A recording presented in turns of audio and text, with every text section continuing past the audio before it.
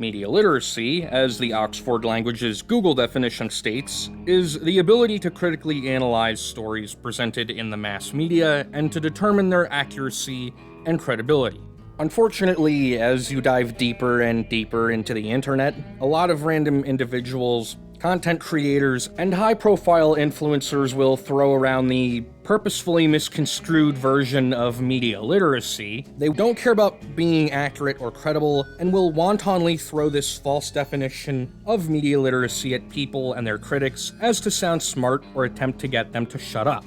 They don't care that you need to ask questions. Admit you're not going to be correct 100% of the time. Discussing the media you're analyzing with people. Be able to look past your biases and preconceived notions to get a proper answer. Remember that you're not immune to things like propaganda, misinformation, psychological triggers, and unsavory agendas. And most importantly, be able to swallow your pride and listen to other people.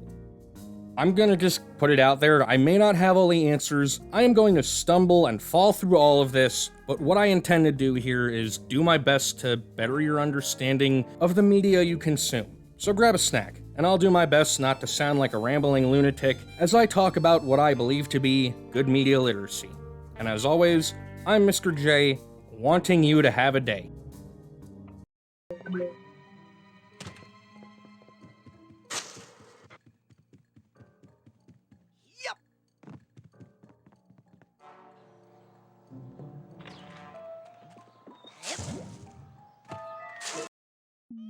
Taking into consideration the topic of this video, I will need a few minutes of your time to discuss why some individuals aren't good for your media literacy. You see, there are a lot of seriously unhinged, stubbornly ignorant, dangerously incorrect, purposefully inflammatory, and downright vile human beings that will either have a YouTube channel, a journalism career, or a large enough following to spread misinformation of various types to the public. There are other types of ways people will spread misinformation, but I find these three to be the most prevalent. And as much as I'd like to point out their flaws and hold them accountable for their actions, there are a few roadblocks to that. There's no much shame in criticizing people and enlightening their community. It's just hard to do that with the types of people I mentioned, and I don't have a large enough community built upon solidarity and trust who can provide me with legitimate information and help me bounce back should the person in question punch down on and immaturely bash me for wanting them to be more responsible for their actions. They don't care that I'm holding them to a standard of human morals, they care that their fans and community unquestionably goes over to my channel and burns it to the ground. So while I'll incorporate those negative aspects and what not to do from these people into further videos, I'm not going to make myself a target for them yet. And this ties into what I meant by the purposefully misconstrued version of media literacy at the beginning. I have an example of someone who talked about media literacy in a video of theirs. Manga Common's "Media Literacy is Dead" video gave me a secondary understanding of how a lot of people misuse and misconstrue media literacy as both a concept and a tool. What I saw is Common elaborating upon that there will always be unsavory people who will talk about various forms of media from various places on the internet and will use the words media literacy in bold quotation marks because it makes them sound like they know what they're talking about, when, shocker, most of the time they don't, especially her in general. You'll then wonder and ask, but Mr. J, what does all of this mean to me? What it means is these people don't care about being correct. They care about being right and being validated under the premise that their audience is, including but not limited to, being ignorant, misinformed, impressionable, or too lazy or weak to fight back when attempting to hold the person in question accountable for being incorrect. Or a simpler way to say it is the people touting false media literacy don't need to be credible. They don't need to be accurate. All they need is to get enough people to listen to their garbage and for you to believe what they say is true. And if you're against them or justifiably criticize their lack of accuracy or credibility, they'll use the misconstrued term of media literacy to disguise the fact that they're bashing you. This incorrect use of the term is a cudgel to them and nothing more. A blunt weapon in which they can smack you down with if you dare question their lack of logic or inability to critically analyze a piece of media. So going forward, please remember that the people I have on screen right now are here because I believe they don't have good intentions. They won't fairly criticize the media they discuss and will strong-arm and gaslight their opinions onto others. And while these are a few of the many people I despise, I have justification for doing so. These people have agendas, whether it's holding a belief of superiority for whatever reason, the desire to push a toxic political, social, or personal belief onto their community, treating their fanbase as an echo chamber for validation, abusing their power to strong-arm someone into compliance, or simply being dishonest with their community in order to trick them into something, usually monetarily driven. In other words, you stay far, far away from these people. For me, though, I don't have those kind of agendas. Not really. I just want to eat and live comfortably, help my community with my skills, and do my best to enlighten everyone as best I can with the knowledge I have acquired over my lifetime. But you're not here for my sob story, you're here for my perspective on media literacy. So without further ado, let's begin.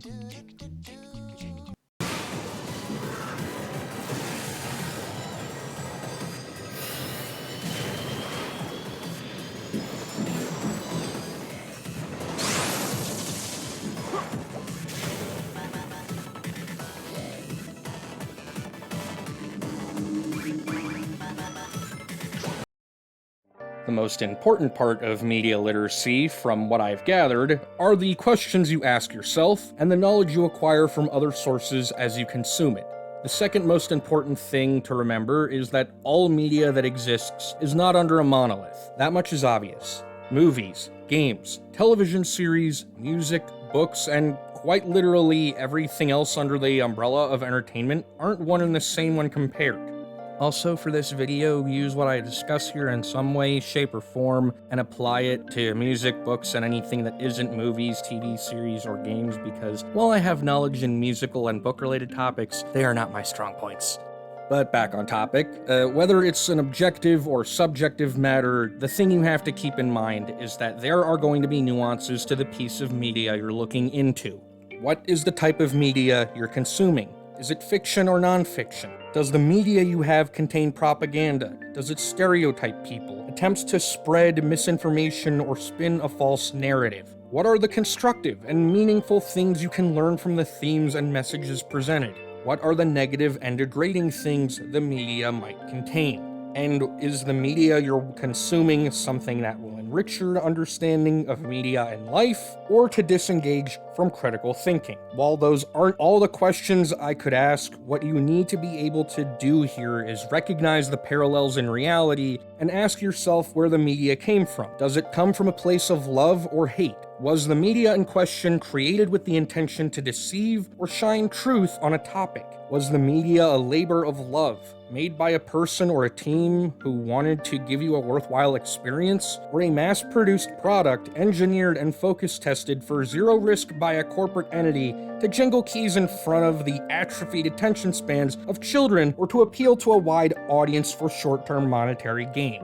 What the media is and where it came from are, to me, the core factors when discussing or analyzing any media and media literacy. I know it sounds boring, but it isn't when you get into the groove. Learning about the origins of your favorite or newly desired piece of media alongside the social and political climate of the time, and connecting the parallels to reality and understanding the major and minor aspects surrounding the media sounds like a lot, but in retrospect, it gives you a better appreciation and grasp on what you love to engage with. Along with that, all our experiences, the things we like, our tastes, more accurately our palate, the music we jam out to, the characters we fell in love with, the styles that clicked with us, and the nuances developed through engaging with various types of media is part of that. We aren't a hive mind, some vessel for a higher power, or some collective intelligence. Because that would make any dive into media literacy devoid of different perspectives and input. If we were any of those, then everything would be a giant amorphous pile of gray goo. The things we experience in real life can also mirror the things we view or listen to in any media. We will find similarities or parallels in a blatant or subtle fashion. We won't witness a piece of media the same way another person did. The period of time and societal climate the creator lived in, whatever part of the entertainment industry the creator sided with or not, the day-by-day routine they developed, the everyday things or chance encounters that inspired their creativity. That is a fraction of what gave birth to your favorite book, your beloved game, or that simple movie you loved as a kid. There will be times when a piece of media will have callbacks or references to other works or people, tropes and cliches that developed in the genre, an homage that inspired the creator, parallels between art direction, tone, or story, and things you will recognize when engaging with the media that others won't. All the questions I asked and the things I stated here are intertwined with one another. The wonderful part of media, and entertainment as a whole, is each person has a different perspective, a way of life, a rhythm, style, or taste that calls to them. We all start at the same point, but reach different outcomes based on the things we ingest, interact with, and process in our daily lives. Though on the opposite side, you have to take into consideration that some will handwave away a viewpoint, knock someone down for their idea, and not allow certain criticisms through, things that are against the core of media literacy. Yes, there are times where an opinion needs to be launched out the door and into the mud for the ideas and subjects it proposes, but that's only after you've built up a substantial amount of knowledge and tact, so you know what to engage with critically or to confront and throw away. Also, you don't keep knowledge and information from other people and lord it over them like you're smarter or better. I want you to say this out loud, by yourself or with other people. I am asserting my supposed intellectual superiority or greater knowledge of a fictional piece of media over someone else. If that sounds cringe-inducing or makes you feel embarrassed, good. You have a sense of shame and decency as a human being. The whole point of us watching, reading, listening to, and engaging with media is we each bring various strengths, viewpoints, ideas, and experiences to share with one another at the table. There's also the fact that if you don't do something to change a person's mind, you don't muster the courage to take a leap of faith and try, or hold your tongue and hear someone out, then what do you hope to accomplish? We can't read each other's minds unless you tell me I don't know that the art direction is from a particular artist, or inspired by a certain object or a subject, that something is offensive or outdated, or any trivial or important piece of information that you know but don't take the initiative to spread to all of us. When you hold on to a piece of information or decide to plug your ears and go la la la la la la la la la la, you close yourself off to understanding a large chunk of media and media literacy right then and there. I won't lie, it's embarrassing when you have to admit you don't have all the answers, or a terrifying thought that's gnawing at you to put yourself out there and end up making a fool of yourself, or to even engage with other people over a piece of media you hold near and dear, and lose heart hearing someone say it's for kids or make a presumptuous remark and then cook up a stupid argument to go with it because they don't know the full story. But the embarrassment fades after engaging enough times. It's all practice. You get better at discussing things with people. You get better at understanding the facets of media literacy with each encounter. It just takes time. And that's really all I can say without repeating myself like a broken record, though I still have something equally important but not connected to this segment to talk about, with that being a digestible discussion of the fictional side of media.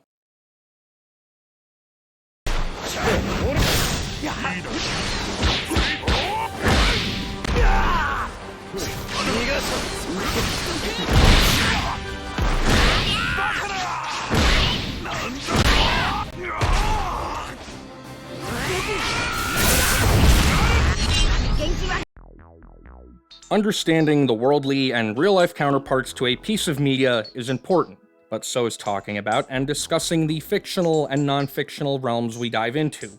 What you need to consider will vary from what type of media you're going to go in depth with or discuss with other people. Sometimes the media in question is just a simple pleasure that doesn't have a deeper message or deeper meaning on the subject of humanity. Other times, yes, a piece of media in whatever capacity will have something to merit a lengthy discussion of a heavy or mature topic. Someone will want to listen to a song that will hit them right in the feels. One person might want something in the realm of a historical retelling, another desires a game that lets them live out a power fantasy, or you just might want a book that gives you an escape from the dreariness of life. Granted, escapism is a major part of fiction, but a thing I always keep in the back of my head is that with escapism, you can't forget that discussing and analyzing media comes with having to accept that you need to reinforce the positives and criticize the negatives of the media you love. Who's the creator? What are their tics? Do they handle multiple forms of expression well, or should they stick to their areas of expertise? When did the media come out? Where was it made? Why did they make it? How well does the director, writer, author, and so on present their creative vision to us? What were the things that engaged you, and what were the things that turned you away? Did the media resonate with you in some way, shape, or form? What parts of the media inspired who you are and what you've created? And did the fictional world do well to suspend your disbelief? When you look at the side of fiction, you need to, at some point, ask yourself how the proverbial sausage was made. And as much as you don't want to, you eventually have to. All the fictional characters, the worlds they inhabit, and the things surrounding their universe didn't just come out of thin air. They came from the collective minds, and the time invested, effort spent, and dedication of everyone that worked on the project. Good, bad, or indifferent, all those people were there. And the reason it's important to remember them is because if you want to create something and take inspiration from those people, or want to have a serious, in-depth conversation with someone, it helps to have a large enough pool of information to draw from and add to. So that way, when you want to engage with the media, with other people, or come up with an idea, you aren't tripping over yourself like a dunce, or missing that vital component to your concept. And if necessary, know what to do and how to confront the situation from the media and its history, or solve the problem in your creative work the next time around. And while, again, this section isn't super long, that doesn't mean it's not important for you to talk about the fictional elements of media. It just means that when you engage with someone critically or creatively with that piece of media, you're able to do it with both a handle on reality and fantasy.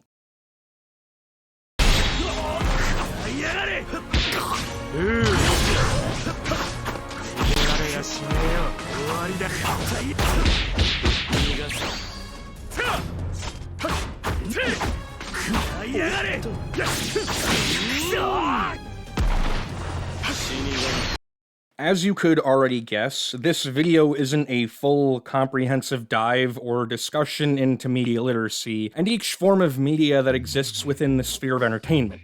I'm merely scratching the surface of the topic. Everyone who has a legitimately professional or trusted presence on this platform has a role they fulfill, and knowledge they acquired from their perspective of the media they consumed, much like I have.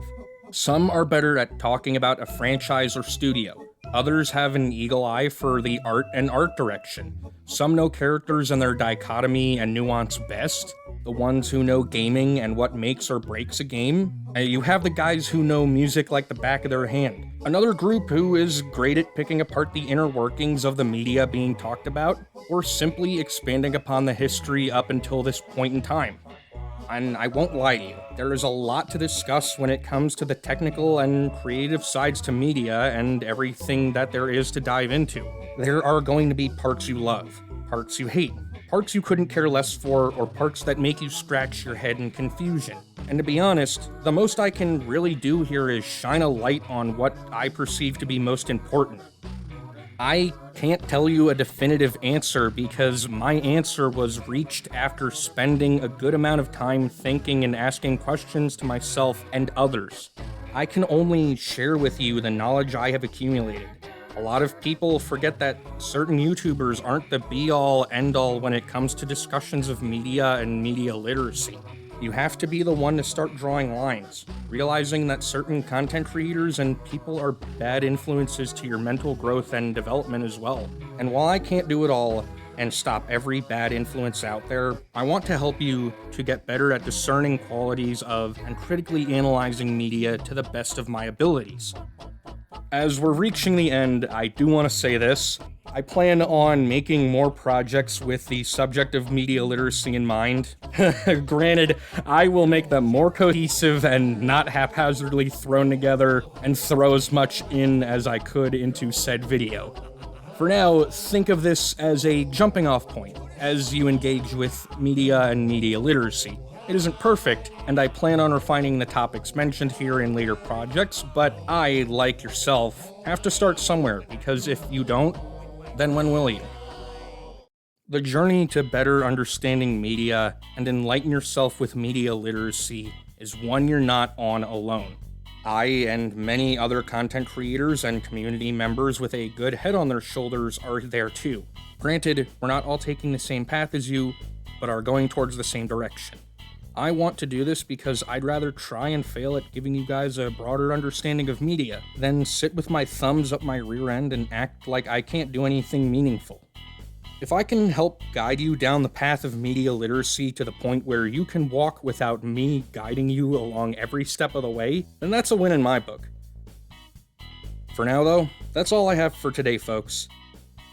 I'm Mr. J, and for next month's videos, I will respectively talk about wanting you to play 2 games about a cyberpunk tabletop RPG set in space and the implications of copying a human existence and the nature of human life. And Brondo's got what the plants crave. It's got electrolytes.